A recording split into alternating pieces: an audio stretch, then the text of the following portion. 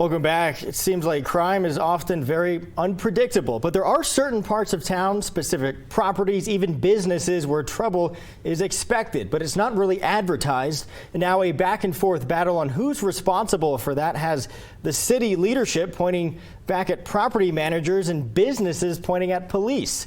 4 investigator Brittany Costello shows you that everyone there is paying a price, especially the victims caught in the middle. 911 emergency. It was the week before Christmas. Are you an employee? No, I was just going to pick up a prescription. It was about 9 o'clock in the morning. He's trying to get back in that woman's car. Oh boy, this is getting bad.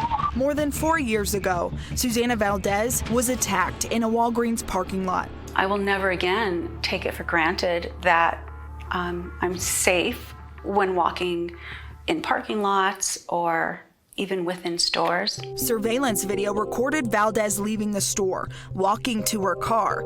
A few moments later, a man is at her passenger window, then her door. Before I knew it, he was on top of me. Witnesses say the man forced himself on Valdez and punched her repeatedly, trying to fend off the man and drive off at the same time. She crashed into 2 cars, one with a baby on board, and almost ran over 2 men trying to help.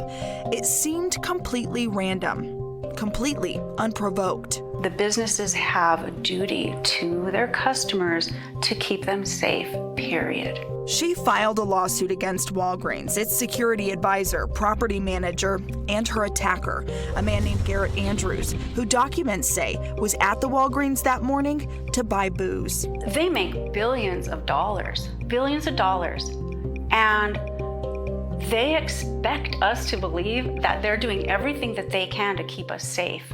And it's simply not true. In the year of her attack, Walgreens Central and Girard saw a sharp rise in calls to police. In an interview with attorneys, store manager at the time, Anthony Salas, blamed it on a hands-off approach to crime. It was humiliating to let people walk out with merchandise right in front of us and us being not able to do anything about it. And those were your instructions given by Walgreens that you were to just stand down and let them walk out?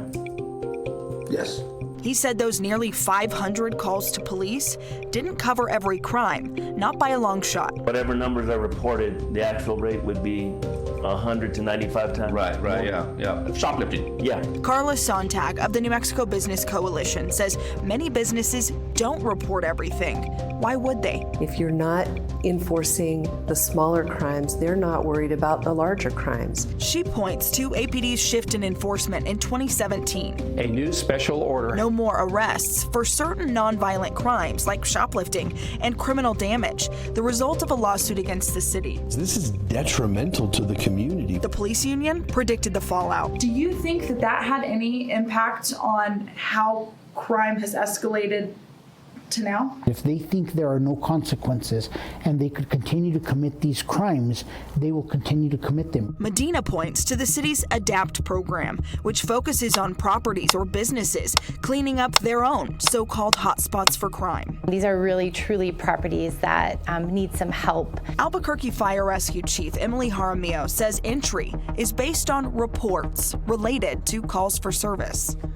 A confirmed shoplifting, 4 points. Drug use, 6. Burglary, that's 4. It only takes 40 to 80 points over the course of a year to land a property on the list. AFR says close to 800 properties right now meet that criteria. The goal is 15% reduction in crime. Our team averages, with a property they work with, 70% reduction in crime. It's not meant to be punitive, but if you get on the list, you are required to do some lifting, lighting, surveillance system, gates. But it's not a sure fix. Some properties that graduate still have hundreds of calls to police. If a business calls for help, they genuinely need help.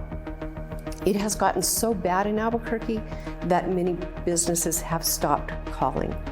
Because if they call too often, then they're going to be deemed a nuisance property and put out of business. And there are businesses and business owners who would say, you know, what's the point of paying taxes if I'm having to do all this extra stuff? I would love to have 1,000 more officers. Let's raise taxes let's increase the amount of funding that we get at the Albuquerque Police Department so we could put more officers out to protect private businesses. Walgreens entered into a nuisance abatement agreement with the city's ADAPT program this year, vowing to address its properties, including Central and Girard. How is anybody supposed to know what's going on behind the scenes? It was only through her lawsuit she discovered details she says customers have a right to know. I think we all wanted more security there. And I'll ask you about that. You're saying you wanted more security there? Yes. Something echoed by security at the time, IPS. When they didn't get more money for more officers, they ended service just weeks before her attack. How could these things fall through the cracks? Valdez is still recovering, learning to live with the traumatic brain injuries she suffered. When her attack, Somebody else is going to take over the space. Derailed much more than just her career. Valdez settled her suit against Walgreens and the property owner, though her case is not completely closed.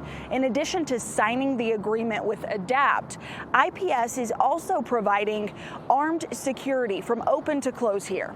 Brittany Costello, 4 Investigates.